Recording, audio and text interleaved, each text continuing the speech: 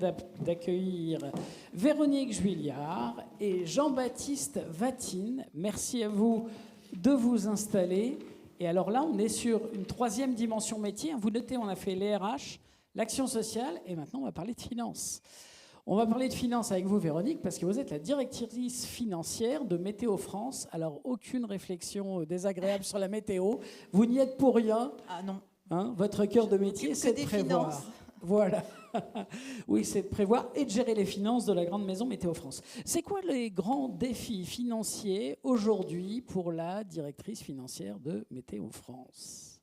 Alors aujourd'hui, les grands défis, c'est, comme vous le savez, on a eu comme vous le savez peut-être, un rapport du Sénat il y a quelques mois qui faisait le focus sur les agences de l'État, les opérateurs de l'État. Donc Météo France est un établissement public administratif, ce n'est pas une collectivité territoriale. Donc c'est un opérateur. Et il fait partie donc de cette grande myriade d'établissements qui disposent donc d'une trésorerie et d'une manne budgétaire qui peut être très intéressante pour l'État. Et donc notre objectif aujourd'hui, c'est de sécuriser cette manne budgétaire, cette trésorerie, pour éviter effectivement que nos tutelles aient envie d'aller puiser dedans. Donc ça fait partie d'un de nos enjeux majeurs aujourd'hui. C'est en quelque sorte des capacités d'autofinancement qu'on arrive à générer et dont on a besoin pour mettre en place sa stratégie. Alors, capacité d'autofinancement, il faut savoir que Météo France, c'est un établissement qui est financé à 90% par des ressources publiques, donc par des subventions pour charges de services publics qui nous viennent donc de l'État. Sur un budget de combien annuel ? Alors, Météo France, c'est 400 millions d'euros par an, 2600 agents, essentiellement sur Toulouse. Et donc, avec un budget d'investissement qui va grossir dans les prochaines années, donc ça fait aussi partie des enjeux pour nous aujourd'hui, c'est de sécuriser ce budget, c'est pour pouvoir acheter un nouveau supercalculateur. On parlait de la donnée tout à l'heure, et donc notre enjeu majeur aujourd'hui, c'est de sécuriser ce financement pour pouvoir effectivement acheter l'année prochaine et installer ces nouveaux supercalculateurs à horizon 2027, pardon. Ça va nous parler, parce que dans le contexte climatique qui est le nôtre, la fiabilité qui est quand même l'exigence, le besoin absolu attendu par tout le monde vis-à-vis de Météo France, il est conditionné par des ressources techniques. Et donc l'investissement serveur, c'est un peu le cœur du réacteur de l'activité. Oui, tout à fait. On a absolument besoin d'acheter ces nouveaux supercalculateurs. C'est 2 supercalculateurs, en fait. On en a actuellement 2, un principal et un de secours, qu'on a acheté, qu'on a installé en 2021. Donc, ça fait pas si longtemps que ça. Et il faut qu'on réinvestisse. L'investissement va être multiplié par 4 par rapport à l'investissement qu'on a fait en 2021. Donc, c'est plusieurs centaines de millions d'euros. On regarde les 400 millions d'euros de budget. Voilà, tout à fait. Donc, et il faut que l'État nous verse l'argent maintenant, pas dans... voilà, maintenant. Donc, on est confronté à cette incertitude, cette insécurité budgétaire majeure aujourd'hui. Et c'est un vrai sujet pour Météo France aujourd'hui, parce qu'on craint de devoir à nouveau passer par la procédure des services votés qu'on a expérimenté cette année, qui a été très compliquée à mettre en place. Donc si on n'a pas de loi de finances, on repart sur des services votés en début d'année prochaine, et nous, on a besoin, là, aujourd'hui, d'être certain qu'on va avoir ce financement pour l'année prochaine. En préparant, vous m'évoquiez les 2 notions de trésorerie fléchée et non fléchée, C'est la traduction de ce qu'on vient de se dire, c'est quoi derrière? Alors, un peu, oui, c'est qu'on a un certain nombre de subventions qui sont destinées, que voilà, l'État nous verse ces subventions, mais nous dit, vous pouvez l'utiliser à faire ça et pas autre chose. Et donc, ce type de subvention, on met ça dans notre trésorerie fléchée pour éviter justement qu'on vienne nous la ponctionner. Et donc, en fait, notre enjeu aujourd'hui, c'est de bien sécuriser cette trésorerie fléchée. C'est que nos outils nous permettent de bien identifier cette trésorerie fléchée. Et aujourd'hui, c'est pas encore tout à fait ça. Donc aussi, ça fait partie des choses qu'il va falloir qu'on améliore, voilà, en lien éventuellement avec notre éditeur, puisque nous avons un outil, effectivement, Next Publica, PEP Premium, qui nous sert effectivement dans notre gestion financière au quotidien. Et donc le sujet, c'est de fiabiliser le suivi, sa gestion et le pilotage budgétaire, avec, vous me disiez, le fait que vous avez un compte bancaire unique et le travail qui était jusqu'alors artisanal sur le suivi. Alors, artisanal, non, peut-être pas quand même. On avait quand même des outils qui nous permettaient de suivre notre gestion budgétaire, mais on a besoin d'aller encore plus loin. On a énormément de données, énormément de data budgétaire. Et on a des outils pour requêter dans notre système d'information financière, mais ils ne sont pas forcément toujours très simples et très faciles d'utilisation pour notamment nos directeurs qui ont besoin de savoir au quotidien où ils en sont de leur consommation de crédit, par exemple. Et on a besoin d'outils simples. Donc de formation aussi, de former ces gens à savoir lire les informations financières. On a aussi besoin d'outils qui nous permettent de requêter sur différentes bases de données pour pouvoir analyser de manière plus fine nos dépenses. On a des enjeux de réduction de notre dépense, on en parle beaucoup depuis ce matin, mais évidemment qu'on a cet enjeu-là de réduire nos dépenses. Pour pouvoir réduire nos dépenses, il faut déjà qu'on les connaisse bien. Dans le rapport du Sénat, il était bien dit que l'État ne connaissait pas bien, et puis les opérateurs ne connaissent pas forcément très très bien. On voudrait aller plus loin, en tout cas, dans l'analyse de nos dépenses, de nos achats d'une manière générale. Et donc, voilà, on a vraiment besoin d'avoir des outils faciles d'utilisation et qui vont loin. Aujourd'hui, je pense qu'on doit utiliser 20% de la donnée. On doit être capable d'utiliser. C'est très, très frustrant, oui. Ouais. Voilà. Quand on a en plus ces enjeux de pilotage. Alors, vous avez dit au passage, on peut ouvrir une parenthèse, que vous aviez changé d'outil. C'est toujours, notamment sur les outils finance, une période délicate, sensible pour les équipes. Comment est-ce qu'on peut faciliter l'adhésion, l'appropriation par les équipes d'une technologie, en sachant que vous aviez une vision claire de là où vous alliez aller derrière? Alors nous, on avait un outil déjà, CIREPA, un outil Next Publica, enfin c'était pas Next Publica à l'époque, mais, et on est passé à PEP Premium. Donc l'enjeu pour moi, si c'était à refaire, ce serait d'accompagner beaucoup mieux nos agents.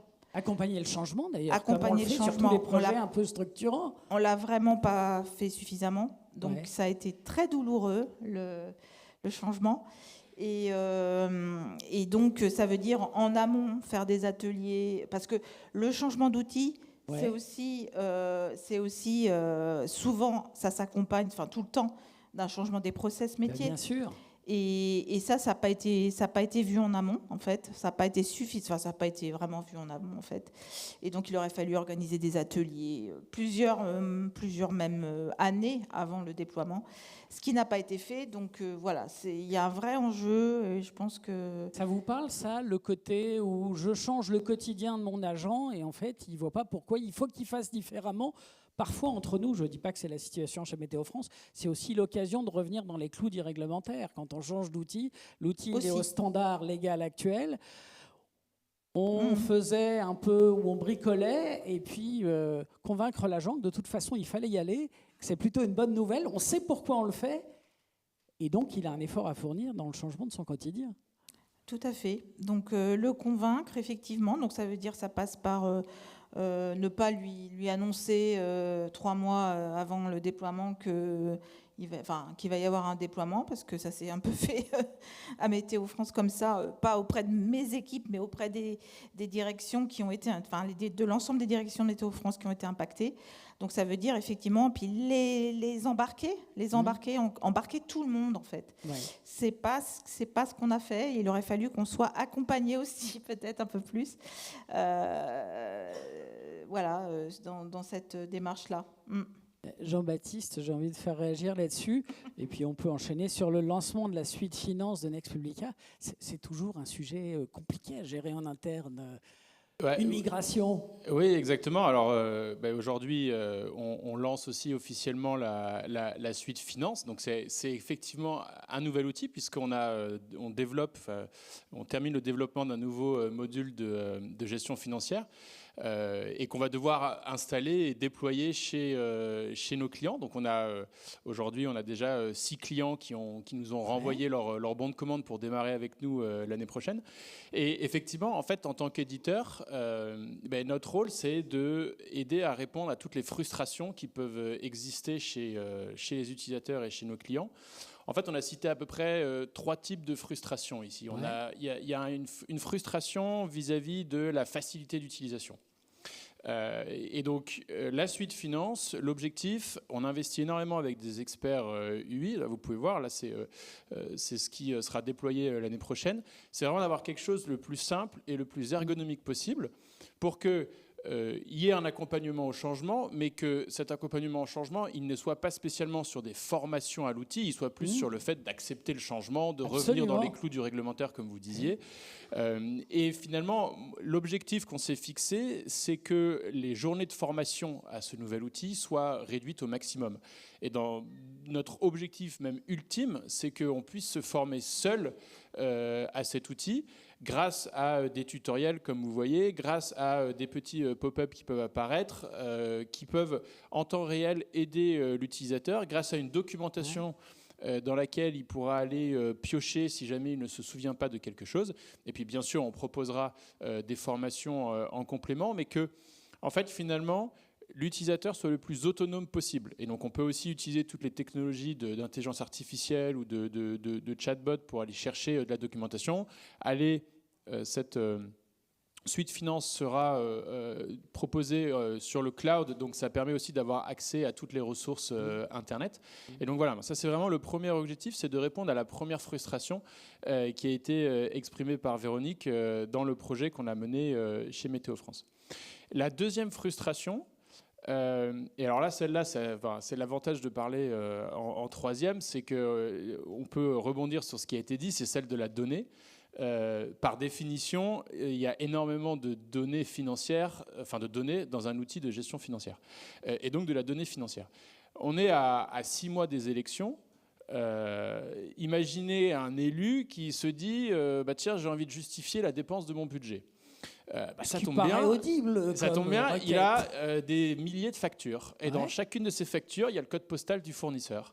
Il suffit simplement de demander donne-moi toutes les factures des 5 dernières années et leur montant cumulé avec le code postal de 75007, ce qui permettra ensuite de dire que oui, peut-être que le budget de la commune a augmenté de 20%, mais ces 20% d'augmentation, ils sont allés dans l'économie locale. Et là, on pense totalement différemment aussi l'utilisation de cette donnée. Alors, ça, c'est un exemple très particulier que j'ai donné, mais ce qu'on voit aussi sur l'écran, c'est de pouvoir avoir des tableaux de bord facilement paramétrables pour qu'ils puissent s'adapter à l'utilisateur. L'utilisateur, ça peut être simplement un agent, ça peut être un chef de service, ça peut être un élu, ça peut être une direction financière. Et voilà. Et donc, quand vous parliez d'exploiter, qu'aujourd'hui vous exploitiez 20% de la donnée avec des requêtes et avec des multiples bases de données, nous, notre objectif, c'est qu'il n'y ait plus qu'une seule base de données, c'est qu'on n'ait même plus besoin de requêter, ou alors que la requête se fasse en langage naturel et pas en langage SAP Business Object. Et donc, on puisse, finalement, répondre à cette frustration de la non-exploitation des données. Et puis la dernière frustration, si on passe à la vidéo suivante, vous l'avez aussi exprimé, c'est sur les processus. Alors, réinventer les processus d'une collectivité territoriale de dimension X, ce n'est pas notre métier. Nous, on peut refléter vos processus dans un outil. En revanche, ce qu'on peut faire, c'est faire en sorte qu'une fois que la définition du processus dans l'outil soit la plus simple possible. Et qu'une fois que vous avez défini le processus, ce ne soit pas une boîte noire. Et aujourd'hui, malgré la dématérialisation depuis 2011-2012, en fait, les processus se sont plutôt complexifiés, ou en tout cas, ils ont été déportés dans un outil numérique avec parfois des points noirs, et on a des agents qui finalement passent plus de temps à essayer de comprendre ce qui se passe dans le processus numérique, qui ne savent pas spécialement où la pièce est bloquée. Ok, j'ai fait une demande d'achat et je l'ai fait numériquement, mais ensuite derrière, j'attends 2 mois pour savoir si elle a été validée. Et en fait, j'apprends en prenant un café que non, tu avais oublié de mettre telle pièce, donc c'est pour ça qu'elle est bloquée, recommence. Et ça, on parle au citoyen qui est peut-être demande d'achat, c'est peut-être un fournisseur derrière qui attend sa commande parce qu'il doit embaucher pour démarrer un chantier, etc. Et donc en fait, la suite finance de Next Publica, elle va s'intégrer dans la plateforme dont on a parlé plus tôt. Et dans la plateforme dont on a parlé plus tôt, je ne sais pas si vous vous souvenez, mais il y avait un moteur d'intégration qu'on va utiliser notamment, et c'est ce que vous voyez sur l'écran, pour pouvoir, soit en standard, soit pour des cas complexes, paramétrer des workflows, et ensuite avoir toute cette collaboration et ce retour d'informations sur l'utilisation de l'outil de gestion financière. Voilà, donc je n'avais que 5 minutes aujourd'hui, donc j'ai fait que 3 frustrations. Mais voilà, donc cet outil, il va être lancé l'année prochaine avec des premières collectivités de petite taille, puisqu'on va s'adapter d'abord aux petits besoins, mais il aura vocation à être enrichi année après année. On va rajouter des modules dans la suite. Donc aujourd'hui, il y a déjà de la gestion financière, des IMO, des régies, des frais de déplacement. Demain, peut-être, en développant nous-mêmes ou avec des partenaires, des subventions, de la dette, de la comptabilité générale pour accueillir les établissements publics dans cette nouvelle suite. Et faire le lien aussi avec toutes les données qui peuvent être contenues dans le reste de la plateforme Next Publica. Oui, parce que Véronique, je vous repasse la parole, l'attente est forte vis-à-vis des outils, mais parce que la somme de contraintes est absolue. Je pense à la facturation électronique, le budget vert, la dimension environnementale, votre investissement, ce que vous devez, l'investissement dans le calculateur, qui est votre grosse infrastructure, tout ça, ça ne peut pas se faire si les outils ne tiennent pas la route.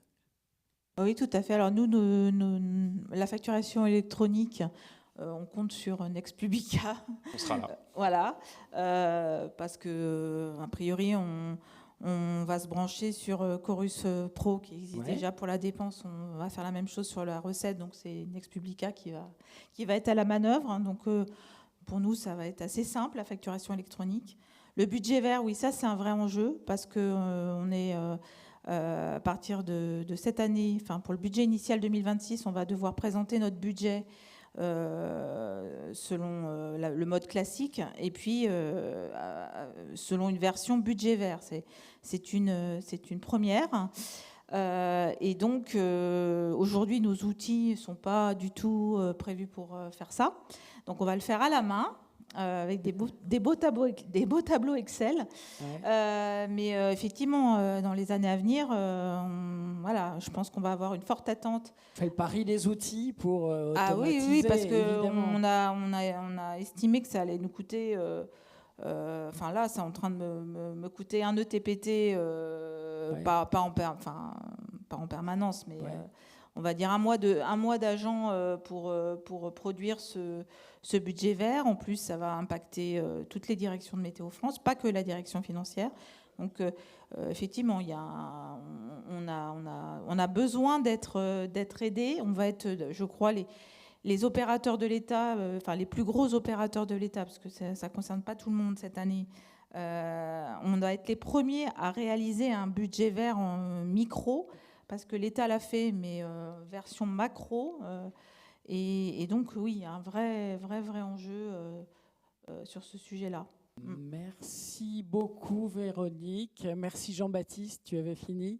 Oui, peut-être pour réagir sur le budget vert, je pense que aujourd'hui c'est le budget vert, demain ça peut être autre chose, mais on voit finalement, on en revient toujours à cette histoire de données.